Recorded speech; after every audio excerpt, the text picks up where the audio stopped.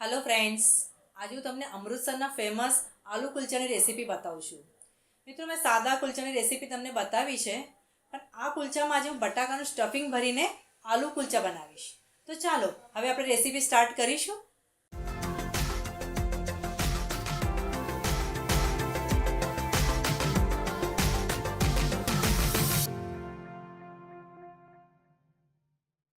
सौ प्रथम हवे गैस उपर कुकर मूकीशुं।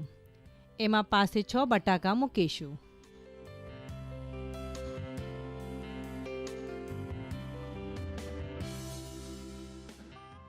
हवे एमां जरूरियात प्रमाणे पाणी नाखीशुं अने पाणी नाखीने आ बटाकाने आपणे बाफी लईशुं।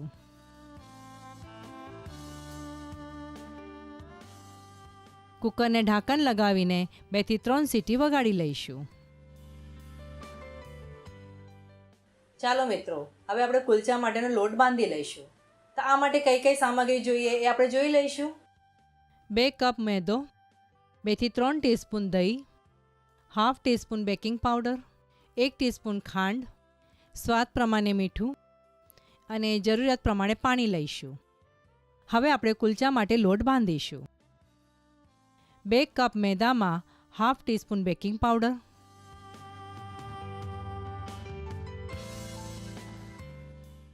1 ટીસ્પૂન ખાંડ, સ્વાદ પ્રમાણે મીઠું,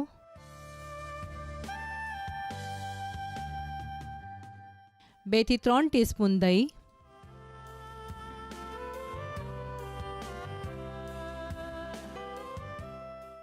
આ બધું નાખીને લોટને સારી રીતે મિક્સ કરી લઈશું। મિત્રો, ઘણા લોકો આ લોટમાં બટર અથવા ઘીનો ઉપયોગ પણ કરતા હોય છે, પણ તમે જો દહીં નાખીને આ રીતે લોટ બાંધશો ને તો પણ તમારો લોટ સારી રીતે બંધાઈ જશે। હવે એમાં જરૂરિયાત પ્રમાણે પાણી નાખતા જઈશું અને એક સોફ્ટ લોટ તૈયાર કરીશું। આ લોટ થોડો પ્રમાણમાં ઢીલો રાખવાનો છે। આ લોટને તેલ લગાવીને એક સરખું કરી લઈશું।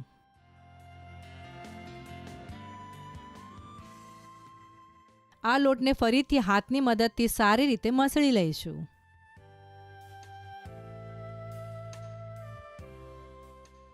મિત્રો, આ પ્રમાણમાં જો તમે મેદો લેશો ને તો તમારા 4 થી 5 કુલચા તૈયાર થઈ જશે। હવે લોટ સારી રીતે બંધાઈ ગયો છે।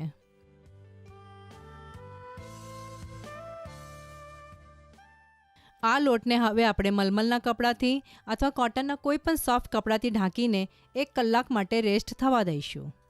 મિત્રો, આ રીતે તમે રેસ્ટ કરવા મૂકશો ને તો તમારા કુલચાનો લોટ મસ્ત સરસ રીતે ફૂલી જશે। મિત્રો, જ્યારે આપણે કુલચાનો લોટ બાંધતા હતા ત્યાં સુધી આપણા બટાકા બાફીને તૈયાર થઈ ગયા છે। હવે આ બાફેલા બટાકાના છાલ કાઢીશું।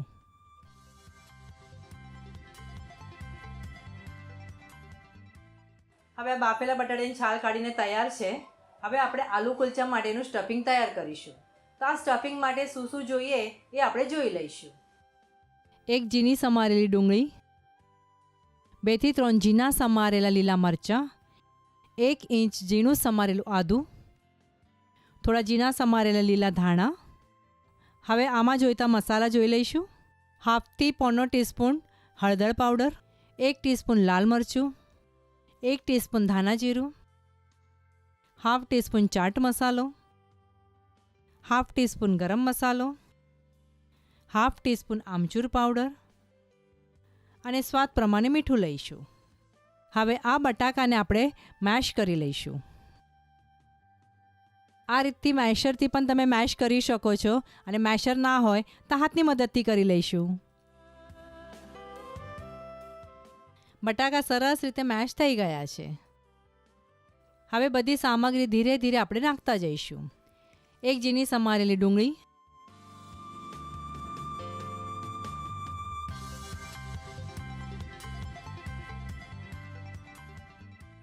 1 ઝીણા સમારેલા લીલા મરચાં, 1 ઝીણું સમારેલું આદું,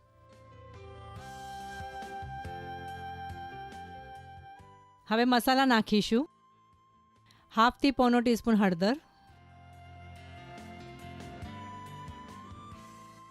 1 ટીસ્પૂન લાલ મરચું,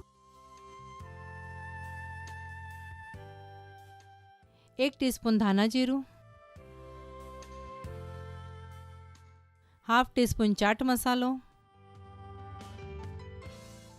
1/2 ટીસ્પૂન ગરમ મસાલો, 1/2 ટીસ્પૂન આમચૂર પાવડર, સ્વાદ પ્રમાણે મીઠું,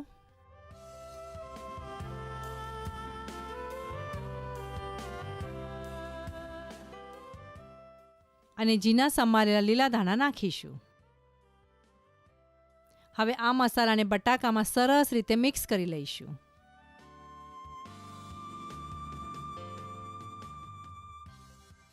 હવે આપણું સ્ટફિંગ બનાવીને તૈયાર થઈ ગયું છે.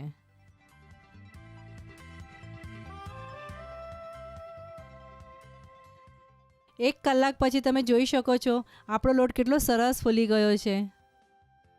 ફરીથી આપણે એને સરસ રીતે મસળી લઈશું.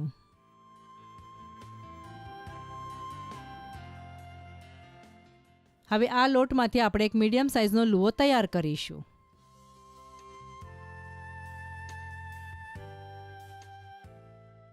આ લુવાને આપણે સરસ રીતે ગોળ કરી લઈશું.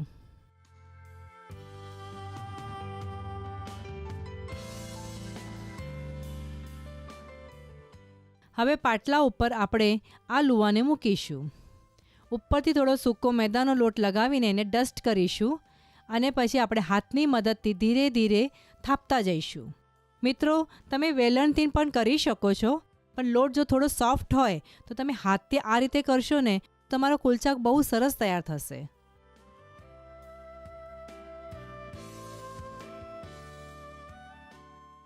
સ્ટફિંગમાંથી એક ગોળો તૈયાર કરીશું. સ્ટફિંગ થોડું વધારે લઈશું જેથી કુલચા ખાવામાં ટેસ્ટી લાગશે. હવે આ સ્ટફિંગને કુલચાના મિડલમાં મૂકી દઈશું અને ચારે બાજુથી આ લુવાને આપણે આ રીતે કવર કરીશું.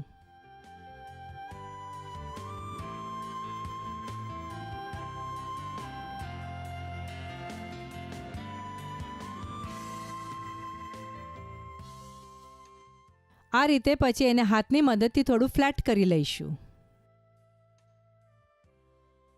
તમને જરૂર લાગે તો ફરીથી સૂકો લોટ લગાવીને એને થાપતા જજો.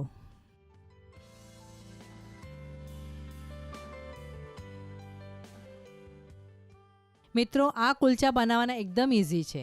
જો તમને વેલણથી ફાવે તો તમે વેલણથી પણ કરી શકો છો અને મેં બતાવ્યું છે એ પ્રમાણે હાથની મદદથી પણ કરી શકો છો.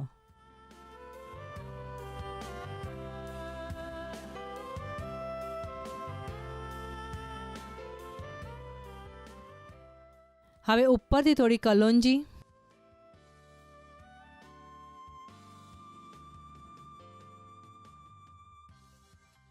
અને થોડા ઝીણા સમારેલા લીલા ધાણા નાખીશું.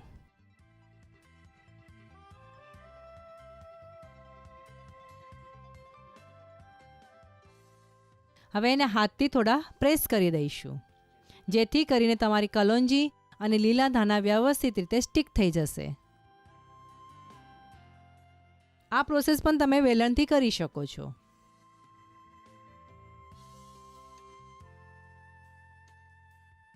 હવે આ કુલચાને આપણે પલટાવી દઈશું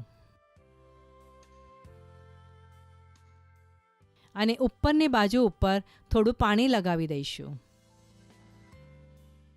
કુલચાની એક બાજુ ઉપર આ રીતે પાણી લગાવવાથી કુલચો તવા ઉપર વ્યવસ્થિત રીતે ચોંટી રહેશે. મિત્રો, આલુ કુલચા તમે નોનસ્ટિક તવા પર ના કરી શકો. આ કુલચા બનાવવા માટે તમારે આ રીતે લોખંડના તવાનો જ ઉપયોગ કરવો પડશે. હવે આ તવા ઉપર આપણે આલુ કુલચા બનાવીશું. લોખંડના તવાને સરસ રીતે ગરમ થવા દઈશું. તવો ગરમ થાય કે આપણે કુલચાને શેકવા માટે મૂકીશું. મિત્રો, જે ભાગ ઉપર આપણે પાણી લગાવ્યું છે એ ભાગ નીચે રાખીશું અને નીચેની બાજુ શેકતી વખતે ગેસની ફ્લેમ આપણે લો રાખીશું જેથી કરીને નીચેની બાજુ સરસ રીતે શેકાઈ જશે. હવે ઉપરથી બબલ આવવા લાગે કે તમે સમજી લેજો કે તમારી નીચેની બાજુ શેકાઈ ગઈ છે. હવે તવાને આ રીતે પલટાવીને ગેસની ફ્લેમ ઉપર આપણે ધીરે ધીરે શેકતા રહીશું. ગેસની ફ્લેમ આપણે લો ટુ મીડિયમ કરતા રહીશું અને ધીરે ધીરે ચેક પણ કરતા રહીશું કે આપણો કુલચો શેકાય છે કે નહીં. આ પ્રોસેસ તમારે 3 થી 5 મિનિટમાં થઈ જશે.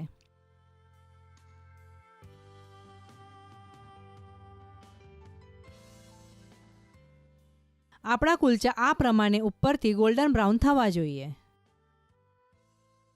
હવે આ કુલચાને એક પ્લેટ ઉપર કાઢીને ઉપરથી બટર લગાવીશું. મિત્રો, આ કુલચા ઉપર આપણે બટરનું પ્રમાણ થોડું વધારે રાખીશું જેથી ખાવામાં ઘણી મજા આવશે. મિત્રો, અહીંયા મેં 2 કુલચા બનાવ્યા છે. બીજા કુલચા ઉપર પણ આ રીતે બટર લગાવી દઈશું. અમૃતસરી આલુ કુલચા બનાવીને હવે તૈયાર છે. તમને જોઈને મન થઈ ગયું ને? તો રાહ શેની જુઓ છો? રેસીપી તમારા સામે જ છે. આજે જ ટ્રાય કરો. સરસ ખાઓ, સ્વસ્થ રહો અને ગુજરાતી રસોઈ જોતા રહેશો.